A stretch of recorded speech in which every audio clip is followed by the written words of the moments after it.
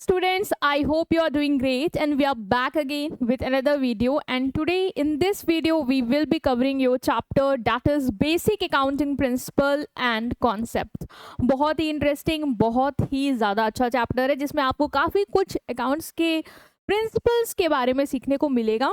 तो स्टार्ट करेंगे, बट इससे पहले अगर अभी तक आपने ऑब्सेशन ऐप डाउनलोड नहीं किया है सो प्लीज़ लिंक डिस्क्रिप्शन में है, उसे डाउनलोड कर लेना ताकि तुम्हें ये जितना भी फ्री मटेरियल है वो वहाँ से ईजिली अवेलेबल हो जाए।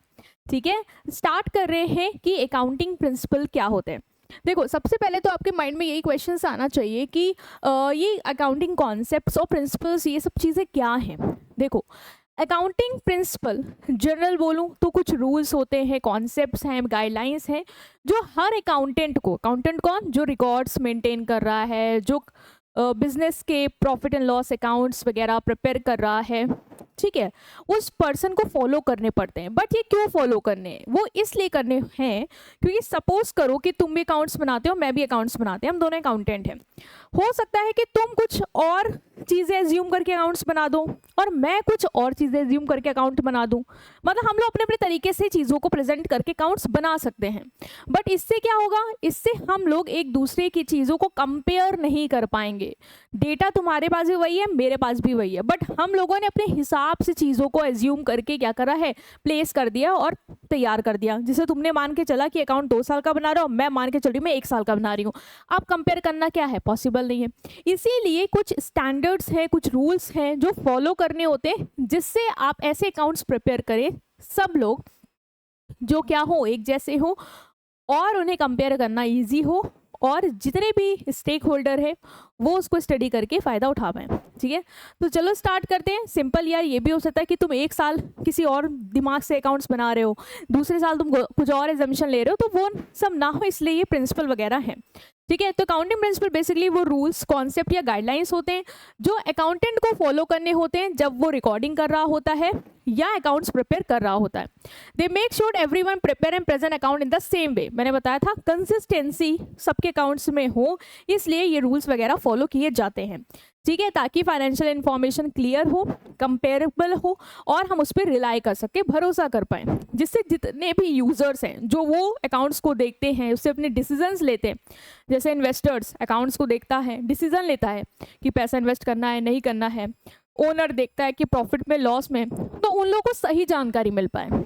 ठीक है, तो कौन कौन से प्रिंसिपल्स हैं, बस तुम्हें उनकी मीनिंग्स को देखना है, दैट्स इट। इतना ही इस बार सिलेबस में तुम्हारे बड़ी क्लासेस में और ज़्यादा एक्सप्लोर करने को मिलेगा। तो सबसे पहला है बिजनेस एंटिटी कॉन्सेप्ट।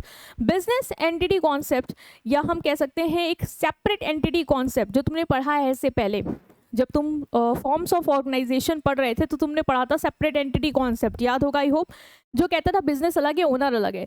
वही बात ये अकाउंटिंग का प्रिंसिपल भी कहता है कि जब भी आप रिकॉर्ड्स बनाएंगे, जब भी आप अकाउंट मेंटेन करेंगे, तो आप ये एज्यूम करके ही चलेंगे कि business entity is separate and you are separate, मतलब आप दोनों एक नहीं हो। ठीक है, तो बिजनेस एंटिटी कॉन्सेप्ट मतलब है कि बिजनेस और उसका ओनर, ये दोनों लोग क्या हैं, अलग अलग एंटिटीज हैं, इन लोग की अलग अलग पहचान है। ठीक है, अकाउंटिंग की आइज में इवन दो द ओनर में हैव स्टार्टेड और इन्वेस्टेड इन द बिजनेस। देखो, हमें क्या लगता है कि बिजनेस तो ओनर ने स्टार्ट किया ना, पैसा तो उसने लगाया है, तो बिजनेस ओनर तो एक ही बात हो गई ना, इसमें अलग क्या है। बट जब भी आप अकाउंट्स प्रिपेयर करोगे तो अकाउंटिंग कहता है कि आपको ये नहीं मानना है, भले ही इन्वेस्टर ने स्टार्ट किया, उसका इनिशिएटिव, उसने पैसा लगाया, वही मेहनत कर रहा है, बट देन टू अकाउंट्स जब भी बनाएंगे तो दोनों को अलग ट्रीट करेंगे। अब ट्रीट अलग तो कर लिया, मान लिया, तो चेंजेस कहाँ देखने को मिलेंगे अकाउंट्स में, वो देखो। जैसे मान लो कि कोई भी ओनर है, वो पैसा इन्वेस्ट करता है, तो ऐसे इन्वेस्ट करेगा तो तुम्हें लगेगा कि बिजनेस में इन्वेस्टमेंट है, उसका उसी का पैसा है। बट हम यहाँ पे as per the separate entity concept ये मान के चलते हैं कि वो ओनर ने जो पैसा इन्वेस्ट किया है वो उसकी बिजनेस के लिए क्या बनेगी, कैपिटल बनेगी। मतलब बिजनेस के ऊपर एक लाइबिलिटी आ गई है कि उसको, ओनर को इतना पैसा जो उसने उस पर लगा दिया है वो वापस करना है। ठीक है, सिमिलरली अगर ओनर कोई पैसा विड्रॉ भी करता है बिजनेस से अपने पर्सनल यूज के लिए, जिसे हम बोलते हैं ड्रॉइंग्स, अगर वो ऐसा भी करता है तो आप ये नहीं सोचोगे कि ओनर ने कमाया तो उसकी अर्निंग निकाल लिया तो क्या, नहीं, इस चीज को हम अकाउंट्स में एज अ ड्रॉइंग कंसीडर करते हैं। ठीक है, ड्रॉइंग टर्म देते हैं और ये चीज ना कैपिटल को रिड्यूस करती है। ये थोड़ा सा जब आप न्यूमेरिकल्स कर रहे होंगे तो आपने देखा भी होगा, ठीक है। तो बिजनेस और ओनर सेपरेट है, जिस वजह से हमने देखा कि कुछ ट्रीटमेंट जो है वो हमें अलग तरीके से देखने को मिलेंगे। सपोज करो अगर रिया है वो इन्वेस्ट कर रही है 5 लाख बिजनेस में, ठीक है, तो 5 लाख जो है वो उसकी क्या है, अर्निंग नहीं होगी कि उसने इन्वेस्ट कर दिया तो वो उसकी अर्निंग है। बिजनेस के लिए वो लाइबिलिटी ही बन जाएगी जो बिजनेस को उसे क्या करना होगा, पे ऑफ करना होगा। नेक्स्ट जो कॉन्सेप्ट है वो है गोइंग कंसर्न कॉन्सेप्ट। बहुत ही सिंपल है, ये कहता है कि हम ये एज्यूम करके चलते हैं कि बिजनेस लंबे समय तक चलता रहेगा, वो क्लोज नहीं होगा, और यही सोच के हम सारे अकाउंट्स प्रिपेयर करेंगे, ठीक है। तो गोइंग कंसर्न कॉन्सेप्ट कहता है कि बिजनेस कंटिन्यू करेगा लॉन्ग टाइम तक फ्यूचर में। इसका मतलब we do not treat the business as it will close tomorrow. हम ये नहीं मान के चलते कि बिजनेस कल को बंद हो जाएगा। इससे फर्क ये आएगा इस एजम्पशन की वजह से कि जितने भी एसेट्स तुम शो करोगे, ठीक है, वो हमेशा कॉस्ट माइनस डेप्रीशिएशन जो वैल्यू वो शो करोगे, ना कि सेलिंग रेट। बंद नहीं हो रहा है कि तुम सेलिंग रेट पे शो कर रहे हो। मान लो तुम्हारे पास मशीन थी जो तुमने खरीदी थी 1 लाख की, डेप्रीशिएट हो गई 20,000 से, तो वैल्यू तुम्हें दिख रही है कि 80,000 बची है, तो वो तुम शो करोगे। ये नहीं शो करोगे कि मार्केट में उसकी वैल्यू मान लो 50,000 है तो तुम 50,000 पे दे रहे हो। अभी बेचने नहीं जा रहे कि 50,000 की वैल्यू शो करनी है।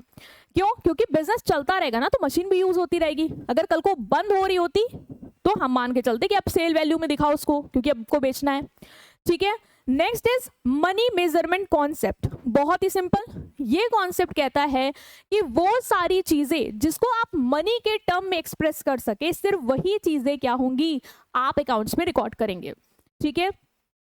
जैसे मान लो अगर ऑनेस्टी है, एम्प्लॉय की ऑनेस्टी है, एम्प्लॉय का गुड बिहेवियर है, प्रोडक्ट क्वालिटी है, तो ये सब अकाउंट्स में नहीं आएंगी। क्यों?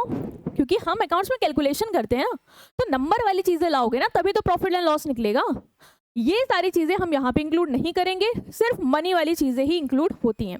Next is accounting period concept. ये कॉन्सेप्ट क्या कहता है, ध्यान से सुनो। अकाउंटिंग पीरियड कॉन्सेप्ट कहता है कि माना कि बिजनेस जो है वो लंबे समय तक चलता रहेगा, जो हमें गोइंग कंसर्न कॉन्सेप्ट कह रहा था, और इससे तो ये हो गया कि बिजनेस अगर लंबे समय तक चलता रहेगा तो यार जब बिजनेस बंद होगा तभी तो प्रॉफिट एंड लॉस निकालेंगे कि हम फायदे में या नुकसान में। बट ये चीज इस कॉन्सेप्ट ने कही कि अगर ये करेंगे तो हम समझ नहीं पाएंगे ना कि किस साल चीजें बहुत हाथ से जा रही हैं, उसको हमें कैलकुलेट करके सही कर लेनी चाहिए थी, तो शायद हम बेटर कर पाते आगे। इसीलिए ये कॉन्सेप्ट कहता है कि बिजनेस की पूरी लाइफ को छोटे छोटे ईयर्स में क्या करो, डिस्ट्रीब्यूट कर दो, ठीक है। अकाउंटिंग पीरियड कॉन्सेप्ट से कि life of business is divided into fix time period, usually 1 year, to measure it performance and financial position. इसीलिए हर साल का क्या करते हैं, रिकॉर्ड बनाते हैं। हर साल, जैसे 1 अप्रैल से स्टार्ट होता है, 31 मार्च को खत्म होगा, हर साल का हम क्या करेंगे, profit and loss and balance sheet बनाते हुए चलेंगे, जिससे हमें बिजनेस तो लंबे समय तक चलता रहेगा, बट हर साल पता चलता रहेगा कि हम कहाँ पे हैं, क्या फाइनेंशियल पोजीशन है, क्या प्रॉफिट एंड लॉस है, ये सारी चीजें, ठीक है। Next is matching principal. Matching principal कहता है कि जो एक्सपेंसेस हैं, मतलब जो खर्चे हैं एक पर्टिकुलर अकाउंटिंग पीरियड के, जैसे मान लो 2021 के कोई खर्चे हैं, ठीक है, must be match with the revenue earn during the same period to find out correct profit and loss. ये जो खर्चे हैं ना, ये जिस पीरियड में इन खर्चे को करके तुमने रेवेन्यू अर्न किया है उससे मैच होने चाहिए, ताकि तुम एग्जैक्ट प्रॉफिट एंड लॉस निकाल पाओ। मान लो तुमने 10,000 का रेवेन्यू किया, उसके लिए तुमने 20,000 का खर्चा, सॉरी 10,000 का रेवेन्यू किया, इसके लिए तुमने 5,000 का खर्चा किया, तो ये 10,000 का रेवेन्यू और 5,000 का खर्चा दोनों जिस पीरियड में हुए, मान लो मार्च में किया तुमने, वहीं पे ही रिकॉर्ड होंगे। ये मत सोचना पैसा जब मिलेगा तब हम रिकॉर्ड करेंगे कि खर्चा भी हुआ था, ऐसा नहीं होगा। मैचिंग कॉन्सेप्ट ये कहता है। Next is dual aspect concept. ये कहता है कि हर ट्रांजेक्शन के 2 पहलू होते हैं, that is debit and credit.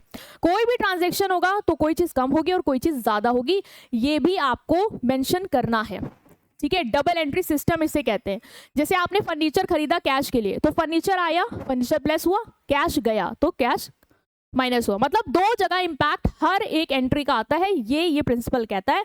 Formula याद रखना है, asset equal to liability minus capital. Next is full disclosure principle. ये प्रिंसिपल कहता है कि जितनी भी इंपॉर्टेंट इंफॉर्मेशन है ना, उसको आपको अपने अकाउंट्स में शो करनी है। ये नोट्स टू अकाउंट्स बनाते हैं हम लोग, ठीक है, उसमें हम लोग लिख देते हैं जो भी इंपॉर्टेंट इन्फॉर्मेशन, कितना इन्वेस्टमेंट है, या कोई कोर्ट केस चल रहा है, कोई भी फाइन लगा है, वो सब शो कर देते हैं, जिससे क्लियर इन्फॉर्मेशन मिल पाए हमारे यूजर्स को, वो डिसीजन ले पाए। तो स्टूडेंट, ये था चैप्टर हमने डिस्कस किया। मिलते हैं तुमसे नेक्स्ट वीडियो में। Till then take care, good bye. और नोट्स के लिए लिंक डिस्क्रिप्शन में है, वहाँ से परचेज जरूर कर लेना। ठीक है।